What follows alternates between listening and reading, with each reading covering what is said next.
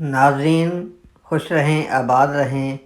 آئیے آج افغانستان میں طالبان کی مسلح آمد اور اشرف غنی کی حکومت کا رد عمل سے اعتراض کا تجزیہ کرتے ہیں۔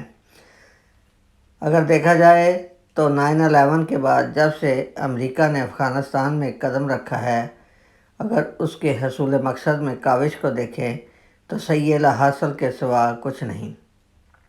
البتہ اس کا ذاتی نقصان بے تحاشا نظر آتا ہے۔ یہی وجہ ہے کہ بالآخر عرصہ 20 سال تک افغان ملیٹنٹ کے ساتھ برسر پیکار رہنے کے بعد اسے اپنے ہاتھ جھاڑ کر اپنی اور اتحادی فوجوں کو واپسی کا اشارہ دینا پڑا۔ مختصر فوجوں کا انخلاء اور غیر ملکیوں کی واپسی اپنے ملکوں کی طرف شروع ہونے کے ساتھ طالبان نے بھی اپنی افغانستان میں پیش قدمی کو تیز کر دیا۔ طالبان کے دستے مسلح ہونے کے ساتھ ساتھ نقاب پوشی کا سہارا بھی لیتے رہے، کیونکہ انہیں صدر اشرف غنی کی طرف سے مزاحمت کا 100% یقین تھا، مگر مزاحمت نہ پا کر سخت حیران ہوئے جبکہ صدر اشرف غنی نے انتہائی مدبرانہ اور عقلمندانہ سوچ کا مظاہرہ کیا۔ اس نے سوچا کہ اگر فوجی مزاحمت کی بھی جائے تو دونوں اطراف کے گولہ بارود کے تبادلہ اور باہم جانی نقصان کے بعد بھی یہی کچھ ہونا تھا، لہٰذا حکمت یہی ہے کہ اپنی جان کی امان کا راستہ ڈھونڈا جائے اور طالبان کو مزاحمت کے شش و پنج میں ہی رہنے دیا جائے۔ بہرحال طالبان اپنا ہر قدم جھاڑ پھونک کر اٹھاتے ہوئے اپنے مقصد کی طرف بڑھتے رہے اور صدر اشرف غنی کی طرف سے یقینی مزاحمت نہ پا کر بہت حیران ہوئے۔ بہر صورت اشرف غنی UAE فرار ہونے میں کامیاب ہو گئے اور طالبان اپنے مقصد میں کامیاب ہو گئے۔ طالبان نے الزام لگایا کہ اشرف غنی ملک کی دولت کا صفایا کر کے فرار ہوئے، جس کی باقاعدہ تردید اشرف غنی نے خود اپنے بعد کے انٹرویو میں کر دی۔ افغانستان میں داخلے کے بعد طالبان دھیرے دھیرے مختلف علاقوں کا ری ٹیک کرتے رہے۔ افغان عوام میں عموماً اور اتحادی ممالک کی فوج اور باشندوں میں خصوصاً خوف و ہراس یقینی تھا۔ طالبان نے اپنے وعدے کا پاس کرتے ہوئے اتحادی فوجوں کی طرف توجہ کیے بغیر اپنا ری ٹیک جاری رکھا، مگر عوام میں بھگدڑ لاشعوری تھی۔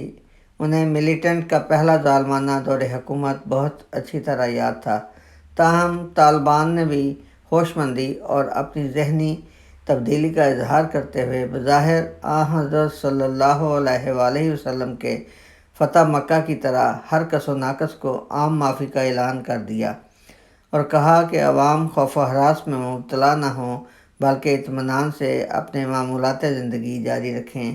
ہم کسی کی پکڑ دکڑ نہیں کریں گے، حتیٰ کہ کسی حکومتی عہدیدار سے بھی کسی قسم کی باز پرس نہیں ہوگی، بلکہ اس بات کا بھی اظہار کیا کہ ہم کسی کی پکڑ دکڑ کرنے کا قطعاً کوئی ارادہ نہیں رکھتے، حتیٰ کہ حکومتی عہدیدار سے بھی کسی قسم کی باز پرس نہیں ہوگی۔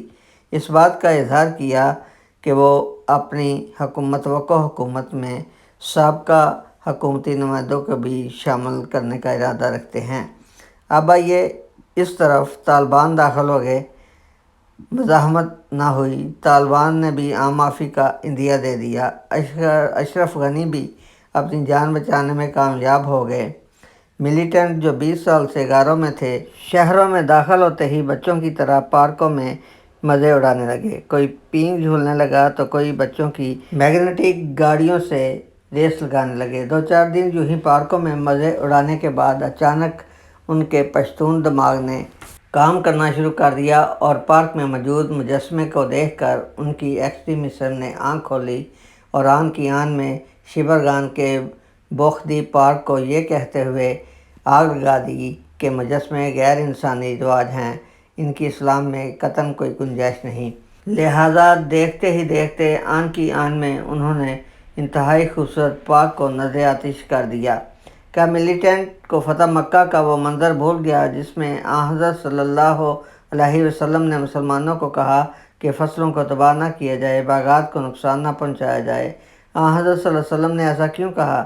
اس لیے کہ اناج کی فصلیں اور باغات اگر تباہ کر دیے جائیں، ایٹماسفیرک پولوشن کے ساتھ ساتھ خوراک کی قلت بھی یقینی ہو جاتی ہے۔ کون نہیں جانتا کہ ایک درخت کو ختم کرنے میں تو شاید چند منٹ درکار ہوں، مگر ایک بیج کو درخت بننے میں دنوں نہیں، ہفتوں نہیں، مہینوں نہیں بلکہ سالوں درکار ہوتے ہیں۔ مجاہدین اور ملیٹنٹ کو آگ لگاتے وقت اس بات کا خیال کیوں نہیں آیا؟ اب آگے آگے دیکھیے ہوتا ہے کیا ابھی طالبان کے لیے بھی بہت سے کھٹن سے امتحانات باقی ہیں۔ ری ٹیک کرنا تو آسان ہے، مگر ملک کو سنبھالنا، اس کے متوقع چیلنجز پر غلبہ پانا اصل کام ہوتا ہے۔